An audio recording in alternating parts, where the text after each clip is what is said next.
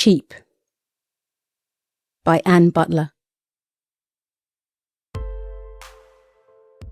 Where's the wine? I told you to get the wine. Sandra halted in the doorway, mid-step, a heavy metal tray hanging from an arm, trembling with fatigue. She just bought in and set out the last of the hors d'oeuvres for a private event.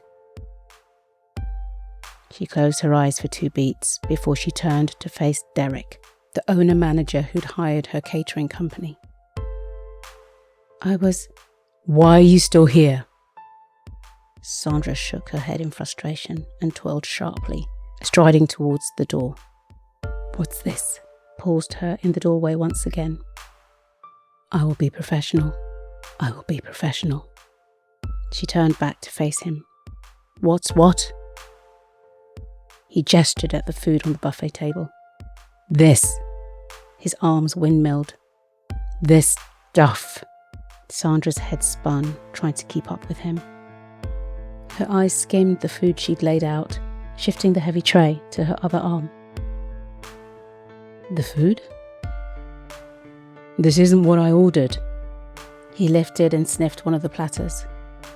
You chose the option which includes those. There's soft cheese and salmon pastry knots. Shit, he's going to want to taste them. Her mind raced through her to-do list and what she could ditch to make up the time it would take to bake replacements. His face fell. Oh, I thought they'd look different. She breathed out slowly when he eased the hors d'oeuvres back onto the table, unsampled. Perhaps now she could get back to preparing. And what about Derek? And then she pulled herself back. She must not lose control with a client. She started again. I know you're anxious about today, but you have to... Did we become friends in the last 10 minutes? His head was cocked. A fake smile curved his thin lips. Sandra shut up and adjusted the tray again. Just get on with what I hired you to do. Bring the wine so I can taste it before my guests get here. God, why the hell did I hire a startup? Serves me right. Sandra's face darkened with an angry flush. The effort it took to ignore his snide comment rendered her frame rigid.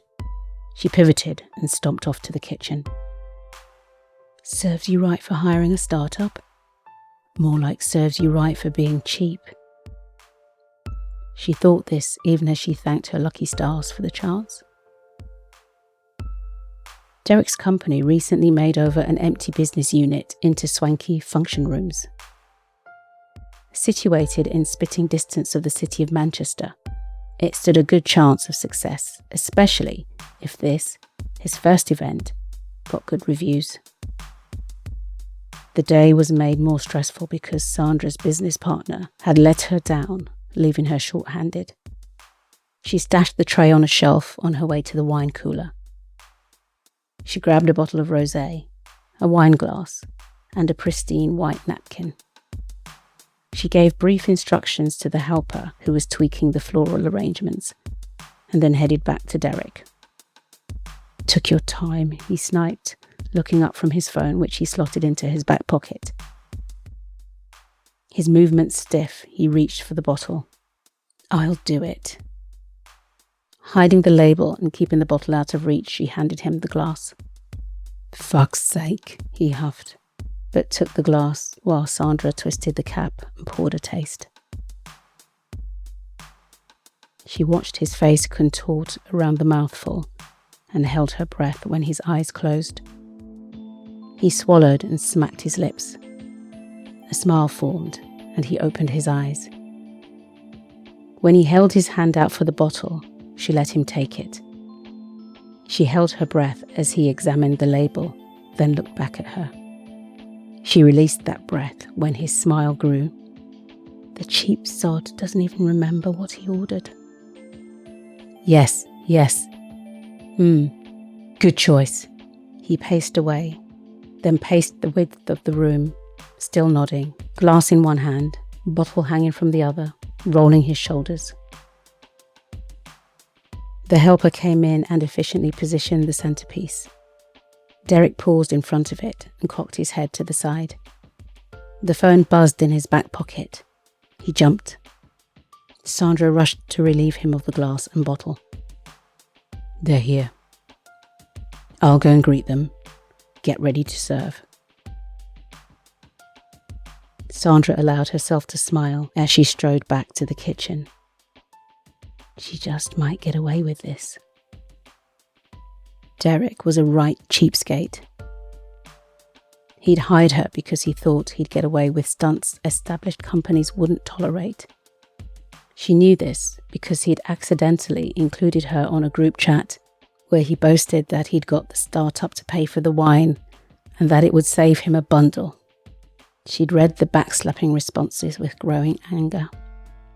She agreed to absorb the cost, although it wasn't in her standard contract, because she wanted the gig. The cost of the wine meant she wouldn't even break even. She could have backed out after the group chat leak, but Derek wouldn't take kindly to that and would create a stink around her name. So she plotted.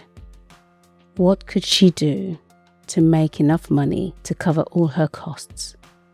Or failing that, how could she get back at him? Taking advantage of the fact that only the grape was specified and not the brand or supplier, she bought cheaper options than what he'd asked for. The technicality about the grapes gave her a plausible cover story, but still, she made sure he didn't see the bottles until it was too late to do anything about it. She further gambled that as long as the wine was good and his guests enjoyed it, he wouldn't create a stink, because that would blow back on him. She needn't have worried. The arsehole didn't even know what he'd asked for. She did one turn with the mixed tray of red, white and rosé, then she let the guests help themselves. The guests enjoyed the wine and the food. At least 2 of them had pocketed one of the business cards she'd left by the centerpiece. She smiled and mentally celebrated achieving 2.4% and getting one over on Derek.